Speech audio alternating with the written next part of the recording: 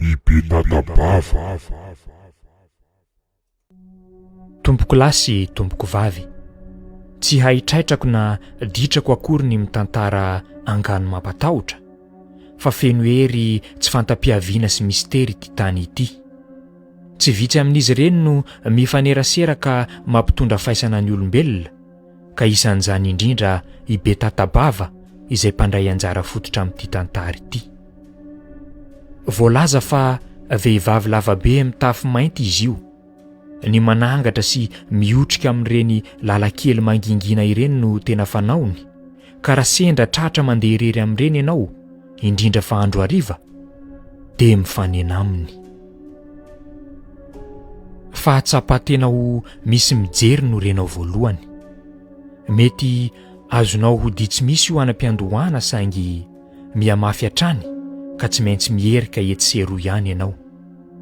Asa na indrisy na soa ihany no fiteny sahaza, fa tsy mahita na iza na izy ianao. Mety hiverina imbetsaka io tranga io, ka amin'ilay fotoana hieritreretanao azy ho zava-poana indrindra no mitsatoka eo anoloanao i Betatabava. Raha toa ka manontany teny ianao hoe fa nahoana no i Betatabava no anarany, dia mazava aminao azy ny antony raha mahita ilay vavany maratra toy ny voafira famaky ianao. Tsy kipamsavy mampidera nify 2 no atolony anao voalohany.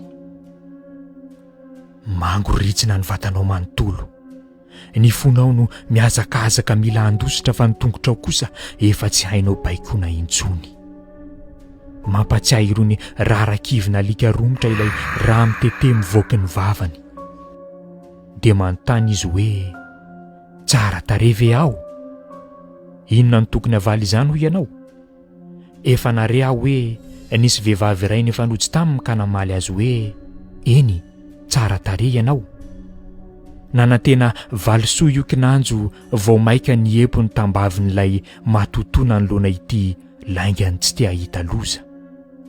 Dia ataoko mitovy amin'ny tarehiko izany ny tarehanao, hoy Betatabava ka notriatiny tamin'ny antsy ny vavan'ilay vehivavy mialohan'ny namonony azy. Dia hiteny indray ianao hoe koraha ilazana ny marina.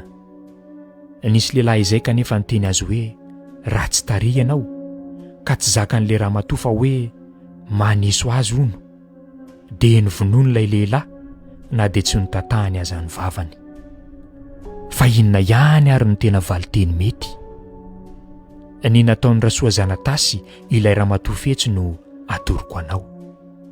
Tsy taitra akory izy namoaka fitaratra raha vao anontany ka natolony ilay mpamosavy io. Jerevo amin'ity hoy izy fa manana maso ianao. Dia variana niondrika teo i Betatabava nibanjina ity tarehiny simba. Niverina tao an-tsaina avokoa ny lasa ny fon'izy mbola velona.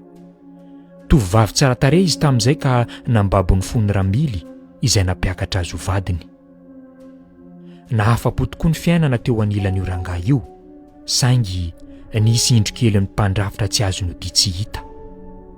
Diso saro-piary loatra ramily, tsy nanampy andra-vehivavy koa ilay hatsara-tarehiny mahasarika maso. Be mpitsiriritra ramatoa kely ary sarika tsy mba miavona raha hanokonandresaka. Indro nitsiry toy ny ahidratsy teo anivon'ny sata ao an-tsain-dramily ny fanahiana fa hoe mampirafy azy ilay vadiny. Izay indrindra no nampirisika azy handray antsika hanimba ny tarehin'ity farany izay reharehany tany am-piandohana. Maty tao anatin'ny fijaliana tamin'ny tsirariny moa i Betatabava ka zary nanangatra. Natotany tamin'ny tany ny fitaratra ho vaky. Nitraka izy saika andeha hamono any Rasoa Zanatasy kinanjo, efa nandositratry ny ela ity farany raha variana natsiaro ny lasany teo ilay vavy loza.